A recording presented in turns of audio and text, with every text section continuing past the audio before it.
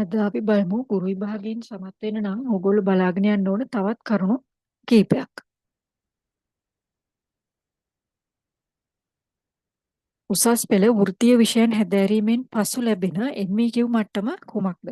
උසස් පෙළ වෘත්තීය විෂයන් හැදෑරීමෙන් පසු ලැබෙන NVQ මට්ටම තමයි NVQ level 4 හතරවෙනි මට්ටම. NVQ level 4 හතරවෙනි මට්ටම තමයි උසස් පෙළ වෘත්තීය විෂයන් හැදෑරීමෙන් පස්සේ ලැබෙන NVQ මට්ටම.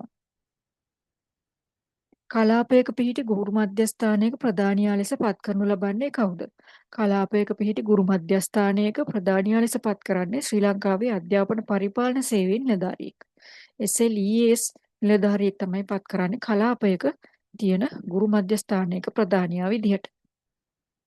ද්විභාෂා අධ්‍යාපන වැඩසටහන යටතේ ඉංග්‍රීසි මාධ්‍යයෙන් ඉගැන්විය නොහැකි විෂයන් තමයි ආගම සහ ඉතිහාසය.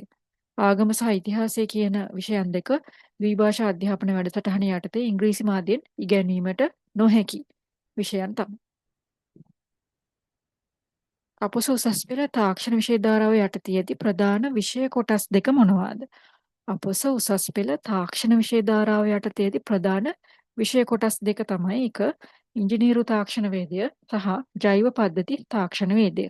ඉංජිනේරු තාක්ෂණ වේදය සහ ජෛව පද්ධති තාක්ෂණ වේදය. පාකිස්තානයේ දැරියන්ගේ අධ්‍යාපනය වෙනුවෙන් පෙනී සිටීම නිසා නොබෙල් ත්‍යාගය හිමි කරගත් තැනැත්තිය කවුද?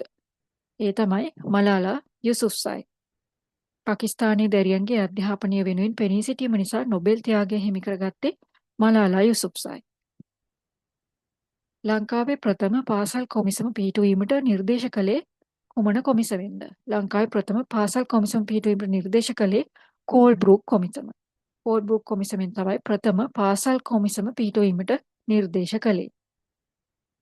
මිෂනාරි අධ්‍යාපන ක්‍රමය ලංකාවට හඳුන්වා දුන්නේ කවුරුන්ද? මිෂනාරි අධ්‍යාපන ක්‍රමය ලංකාවට හඳුන්වා දුන්නේ කවුරුන්ද? ඒ තමයි පෘතුගීසීන්. පෘතුගීසීන් තමයි මිෂනරි අධ්‍යාපනය හඳුන්වලා දුන්නේ. බාලදක්ෂයෙකුට ලබාගත හැකි ඉහළම සම්මානය කුමක්ද? බාලදක්ෂයෙකුට ලබාගත හැකි ඉහළම සම්මානය තමයි රජත සිංහ සම්මානය. රජත සිංහ සම්මානය තමයි බාලදක්ෂයෙකුට ලබා ගන්න පුළුවන් ඉහළම සම්මානය. ඉහළම සාක්ෂරතා ප්‍රතිශතයක් පවතින සාකලාපීය රට කුමක්ද? ඉහළම සාක්ෂරතා ප්‍රතිශතයක් දැනට පවතින සාකලාපීය රට තමයි මාලදිවයින. 98ට වඩා වැඩි සාක්ෂරතාවය. පාසල් කළමනාකරණයේදී පාසල සහ ප්‍රජාව සම්බන්ධ කර ගැනීමට අධ්‍යාපන අමාත්‍යාංශය ආරම්භ කළ වැඩසටහන කුමක්ද? පාසල් කළමනාකරණයේදී පාසල සහ ප්‍රජාව සම්බන්ධ කර ගැනීමට අධ්‍යාපන අමාත්‍යාංශය ආරම්භ කළ වැඩසටහන තමයි පාසල් මූලික කළමනාකරණය. School based management. School based management. Missionary අධ්‍යාපන ක්‍රමය ලංකාවට හඳුන්වා දුන්නේ පෘතුගීසීන්.